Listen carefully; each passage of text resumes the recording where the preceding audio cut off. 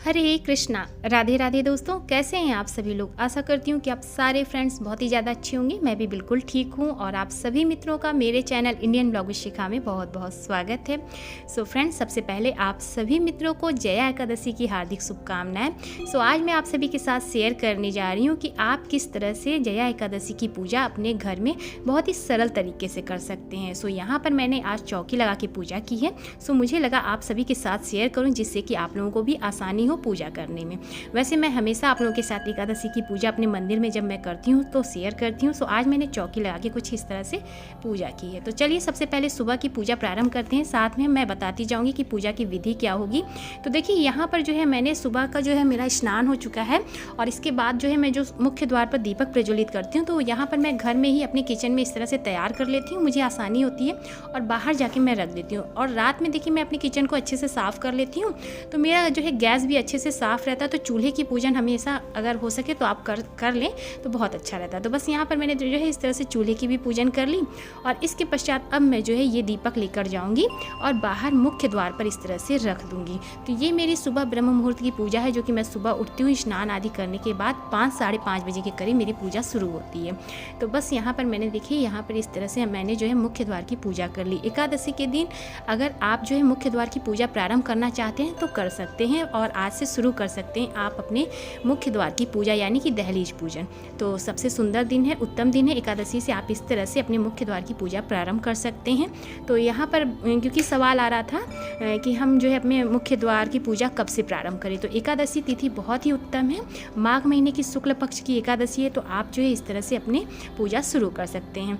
तो बस यहाँ पर दहलीज पूजन हो गई है और अब हम अपने मंदिर में आएंगे, एकादशी की पूजा प्रारंभ करेंगे। तो देखिए यहाँ पर मैंने आसन बिछा लिया, चौकी कुछ इस प्रकार से मैंने तैयार कर ली है और अब हम पूजा देखेंगे कि हमें एकादशी के दिन पूजा किस प्रकार से करनी है।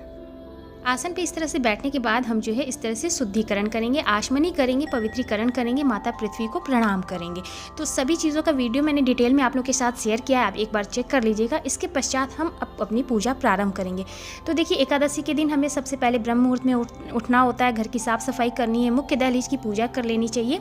इसके पश्चात सूर्य भगवान को अर्घ्य दें, माता तुलसी की पूजा करें और फिर आप अपने मंदिर में अपनी पूजा प्रारंभ कर सकते हैं। तो देखिए आप एक बार देख लीजिएगा कि कैसे आप अगर पूजा करने से पहले सूर्य भगवान को अर्घ्य देना चाहते हैं, माता तुलसी जी की पूजा करना चाहते हैं तो आप कर सकते हैं, नहीं तो आप पूजा के बाद भी कर सकते हैं। तो बस यहाँ पर देखिए मैंने पुष्पों का आसन देकर गणेश जी को विराजमान किया। सर्वप्रथम गणेश जी की पूजा होगी। वैसे तो मैंने इनका स्नान श्रृंगार कर दिया है लेकिन सूक्ष्म रूप से हम यहाँ पूजा करेंगे। अब यहाँ पर मैं आपको दिखा दूँ तो चौकी पर मैंने इस तरह से दीपक रखा है, पुष्पों का आसन देके हमने दीपक रखा, धूप रखा।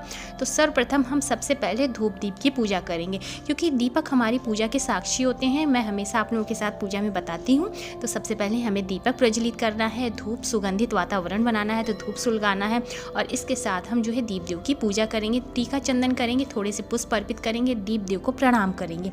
तो देखिए दीपक का भी मंत्र होता है, तो आप चाहें अगर आपको मंत्र आता है तो आप मंत्र भी बोल सकते हैं, नहीं तो ओम दीप देवताभ्यो नमः ऐसे कहते हुए आप जो है दीपक को प्रणाम कर सकते हैं। इसके पश्चात यहाँ पर मैं आपको दिखा दूँ तो मैंने पुष्पों का आसन देकर यहाँ पर मैंने जो है लक्ष्मी नारायण जी की इस बार जो है फोटो को इस तरह से विराजमान किया है। सो अब हम अपने बाल गोपाल को स्नान कराएंगे। तो देखिए यहाँ पर हमारे बाल गोपाल इस तरह से विराजमान हो गए और एकादशी के दिन श्री हरि विष्णु जी को जो है अत्यंत प्रिय है गंगा जल से स्नान कराना और इनका जो है आप इनको पंचामृत से स्नान करा सकते हैं, शंख से स्नान कराना विशेष महत्व रखता है। माघ की जो है एकादशी है, माघ महीने की शुक्ल पक्ष की एकादशी तिथि है। ऐसे में श्री हरि विष्णु भगवान की पूजा बड़े ही विधि विधान से की जाती है। तो ऐसे में शंख से आप स्नान करा सकते हैं, शंख नहीं है तो आप केवल जो है ऐसे गंगा जल से भी स्नान करा सकते हैं, पंचामृत तैयार करा के स्नान करा सकते हैं, दूध से स्नान करा सकते हैं, अष्टगंध से स्नान करा सकते हैं। प्रभु की सेवा आप जिस भाव से करें उस प्रकार से आप कर सकते हैं। तो बस यहाँ पर देखिए हमने प्रभु को इस तरह से स्नान करा दिया है क्योंकि इस वर्ष जो है 2024 माघ महीने की शुक्ल पक्ष की एकादशी जो तिथि है मैं आपको बता देती हूँ कब से प्रारंभ हो रही है क्योंकि अब यहाँ पर हम जो है बाल गोपाल का श्रृंगार करेंगे। तो 2024 में इस वर्ष जो है माघ महीने की शुक्ल पक्ष की एकादशी तिथि आरंभ हो रही 19 फरवरी को सुबह 8:49 से और अगले दिन यानी कि 20 फरवरी को सुबह 9:55 तक रहेगी। तो इस हिसाब से हम उदया तिथि में अपनी एकादशी का व्रत का पालन करेंगे। तो इस हिसाब से जो है हमें 20 फरवरी को अपना व्रत करना है। हाँ, आप 19 फरवरी को चाहें तो चावल का जो है निषेध कर सकते हैं। आप अन्न खा सकते हैं, लेकिन चावल हो सके तो ना खाएं। बैगन नहीं खाना चाहिए और इस तरह से मसूर की दाल, शुद्ध सात्विक भोजन करके हमें जो है 10वीं तिथि का पालन 19 फरवरी यानी कि सोमवार को करना है, और 20 फरवरी को हमें एकादशी का व्रत करना है। तो इस तरह से जया एकादशी का व्रत हम करेंगे। यहाँ पर देखिए हमने सुंदर सा स्नान श्रृंगार करा दिया प्रभु का, और इनको भी हमने यहाँ पर आसन देकर इस तरह से विराजमान कर दिया है। तो यहाँ हमारे प्यारे से बाल गोपाल भी जो हैं बैठ गए हैं, और अब हम इनकी जो है पूजा प्रारंभ करेंगे। थोड़े से पुष्प का आसन देकर हम कलश की स्थापना करेंगे। देखिए यहाँ पर मैं इस तरह से कलश की स्थापना करती हूँ एकादशी में। मैंने जो है लोटे में इस तरह से मौली बांध दिया, स्वस्तिक बना के जल भर के, और यहाँ पर मैंने रख दिया है। और इसके बाद थोड़े से पुष्प देकर हम गणेश जी का आवाहन करेंगे।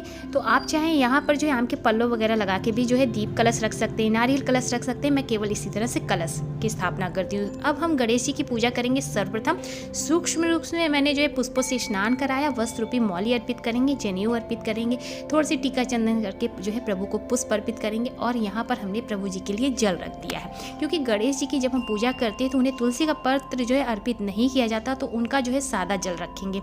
अब हम कलश की पूजा करेंगे। कलश में मैंने थोड़े से पुष्प, थोड़े से तिल और यहाँ तुलसी का पत्र मैंने कलश के जल में इस तरह से रख दिया है। आप चाहे तो आम का पल्लो यहाँ पे लगा के दीप कलश भी रख सकते हैं, नारियल कलश भी रख सकते हैं। मैं यहाँ पर केवल कलश इसी तरह से स्थापित करती हूँ, और इसके बाद यहाँ पर थोड़े से पुष्प मैंने अर्पित किए हैं और इस तरह से टीका चंदन कर दिया है। तो बहुत ही सरल विधि मैं आप लोगों के साथ शेयर कर रही हूँ पूजा की, एकादशी की। इस तरह से आप कर सकते हैं। एकादशी का विशेष महत्व होता है। गणेश जी को आप चाहे तो दुर्वा की व्यवस्था हो जाए तो आप दुर्वा भी अर्पित कर सकते हैं। अब हम यहाँ पर बाल गोपाल की और श्री नारायण लक्ष्मी नारायण जी की पूजा करेंगे। तो जया एकादशी के दिन माता लक्ष्मी जी के साथ श्री नारायण जी की पूजा का विशेष महत्व है। तो सबसे पहले हम पुष्पों से स्नान कराएंगे सूक्ष्म रूप से। फोटो का स्नान आप इस तरह से जल के छींटे देकर पुष्पों द्वारा स्नान करा सकते हैं। और इसके बाद जो है कपड़े से हम इनके टीके चंदन जो लगे रहते हैं उन्हें हम साफ करेंगे।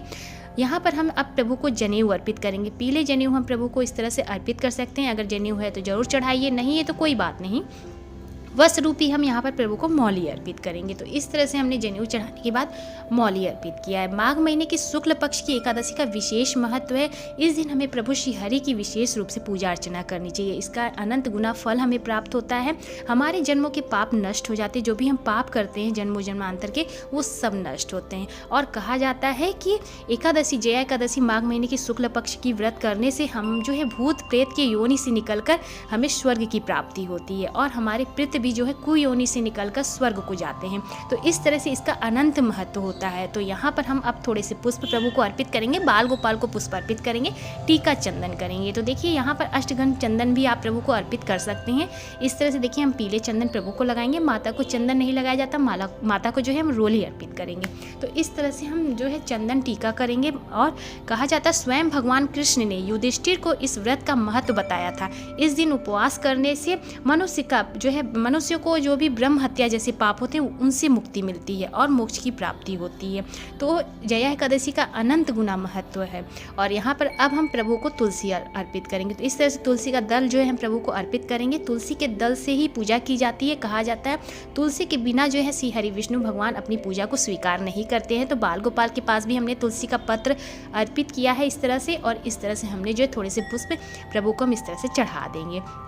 अब यहाँ पर जो है हम जो कथा किताब होती है वो हम यहाँ पर इस तरह से रखेंगे पूजा के पास, और इनकी भी हम पूजा करेंगे, क्योंकि कथा सुनने का विशेष महत्व होता है। इस दिन कथा अवश्य श्रवण करनी चाहिए। तो यहाँ पर आप देख सकते हैं इस तरह से मेरे पास व्रत की कथा है, श्री महात्म्य में भी रखा है, और यहाँ पर जो है श्री विष्णु सहस्त्र नाम की भी पुस्तक रखी है। तो सबसे पहले हम पुस्तक की पूजा करेंगे, जल से इस तरह से स्नान कराएंगे, थोड़े से पुष्प अर्पित करेंगे, टीका चंदन करेंगे, और इसके पश्चात हम जो है कथा सुनेंगे। तो इस प्रकार से आप यहाँ पर जो है थोड़े से, यहाँ पर सबसे पहले हम भोग लगा लेंगे पूजा करने के पश्चात, यानी कि हम जब कथा की पूजा कर लेंगे पुस्तक की, तो अब हम प्रभु को भोग अर्पित करेंगे। यहाँ पर हमने गणेश जी को जो है इस तरह से केले का, कदली का यहाँ पर हमने भोग लगाया। यहाँ पर हम प्रभु को जो भोग अर्पित करेंगे उसमें तुलसी का पत्र इस तरह से रख देंगे। आप अपने सुविधा के हिसाब से जो भी फल हो अर्पित कर सकते हैं। भगवान श्री हरि विष्णु को जो है केले का फल बहुत ही प्रिय है, इसलिए एकादशी के दिन केले का फल जरूर आप चढ़ाया करें। तो इस तरह से जो है मैंने यहाँ पे केला चढ़ाया। आप कोई चीज़ घर घर में भी बना के भोग अर्पित कर सकते हैं। और अन्न का भोग नहीं लगाया जाता, फलाहार का आप भोग लगा सकते हैं। फलाहार में देखिए बहुत सारी चीज़ें बनाई जाती हैं, आप बनाकर भोग लगा सकते हैं। इस तरह से जल का आचमनी करा देंगे और बस इसके पश्चात अब हम अपनी कथा सुनेंगे। तो थोड़े से पुष्प ले लेंगे, हाथ में इस तरह से कथा की किताब ले लेंगे और जो भी आपके पास बैठे हैं उन सभी को ये कथा अवश्य सुननी चाहिए। परिवार में सभी लोगों को बैठा लें और जया एकादशी की कथा जरूर से सुननी चाहिए, क्योंकि कहा जाता है एकादशी जो भी व्यक्ति या जो भी मनुष्य एकादशी का व्रत नहीं करते वो कथा ही सुन लेते हैं तो उसका अनंत गुना फल उन्हें प्राप्त होता है। अगर आप जैसे कि व्रत नहीं कर पा रहे हैं तो आप इस दिन विधि विधान से पूजा अर्चना कर सकते हैं, कथा सुन सकते हैं, मंदिर में जाके पूजा कर सकते हैं, दान कर सकते हैं, तो उसका भी फल आपको जरूर से प्राप्त होगा। बस चावल निषेध है, चावल का जो है चावल मत खाइए, बैगन मत खाइए, इस तरह की चीज़ें आप ना खाएं और बाकी आप अन्न का भोग लगा सकते हैं, मतलब अन्न खा सकते हैं। तो बस यहाँ पर हमने जो है इस तरह से कथा सुन ली, पुष्प हमने प्रभु के श्री चरण में अर्पित किया। अब हम जो है आरती कर लेंगे।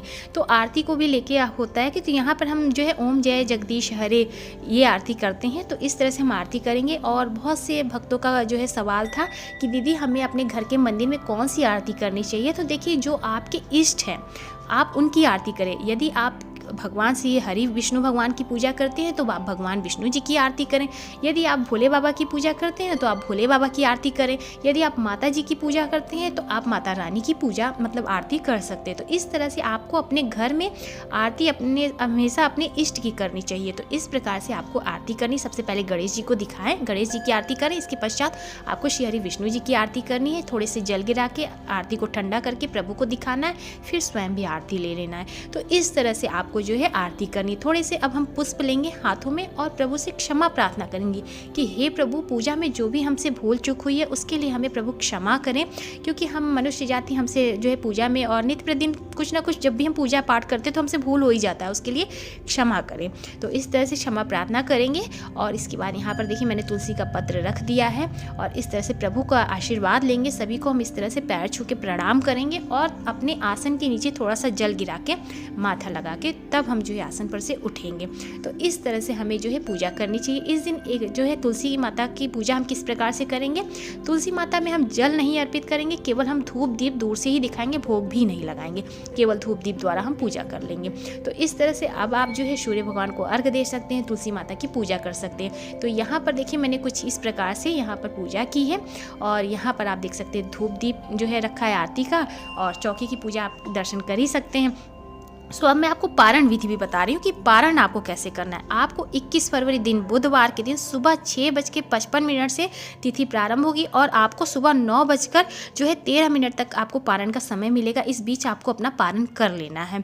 तो इस तरह से आपको पारण करना है। पारण किस प्रकार से करना है, तुलसी का पत्र आप ले लें, थोड़े से प्रभु का जो है चरणामृत ले लें जिससे आप प्रभु को स्नान कराएं, वो चरणामृत ले लें और इस तरह से कुछ इलायची का दाना वगैरह जो भी आप प्रभु को भोग लगाएं वो आप ले लेके और गायत्री मंत्र का जो है जप करके आप जो है अपना पारण कर सकते हैं। उससे पहले ब्राह्मण के लिए आप सीधा निकाल दें। अगर ब्राह्मण को भोजन कराते हैं तो बहुत अच्छी बात है, नहीं कराते हैं तो आप सीधा जो है कच्चे अनाज यानी कि जैसे दाल हो गए, आटे हो गए, इस तरह से आलू वगैरह जो सीधा होते हैं वो आप निकाल के रख सकते हैं। छू के उसमें दक्षिणा छू के आप जो है अपना पारण कर सकते हैं। उसके बाद पंडित जी को दे के आशीर्वाद ले सकते हैं। तो इस प्रकार से आपको एकादशी की पूजा अर्चना करनी है। एकादशी के दिन आपको प्रभु श्री हरि विष्णु भगवान की इस प्रकार से पूजा करने के पश्चात आप पूरे दिन प्रभु श्री हरि जी का नाम जप कर सकते हैं। ओम नमो भगवते वासुदेवाय मंत्र का 108 बार जप कर सकते हैं। विष्णु सहस्त्र नाम का आप पाठ कर सकते हैं और इस तरह से आपको चौकी की लगी रहनी है और शाम को भी आपको इसी चौकी पर इसी तरह से पूजा करनी है। शाम को आरती करना है, प्रभु को भोग अर्पित करना है और इस प्रकार से आपको एकादशी की दिनचर्या रखनी है। पूरे दिन प्रभु का जो है भक्ति भजन में अपना समय व्यतीत करें, प्रभु की सेवा। और यदि आप व्रत करने में असमर्थ हैं तो आप इस तरह से पूजा करके भी पूजा का पूर्ण रूप से फल प्राप्त कर सकते हैं। उम्मीद करती हूँ कि आप सभी लोगों को मेरी आज की ये वीडियो पसंद आई होगी और मेरी सरल पूजा विधि पसंद आई होगी। तो प्लीज़ वीडियो को लाइक कीजिएगा, ज़्यादा से ज़्यादा शेयर कीजिएगा। चैनल पे पहली बार आए तो मेरे चैनल को भी सब्सक्राइब कीजिएगा, इंस्टाग्राम पे फॉलो करिएगा। मैं मिलूंगी आप सभी मित्रों को नए से अच्छे से वीडियो के साथ। तब तक के लिए हरे कृष्णा, राधे राधे, जय श्री राधे।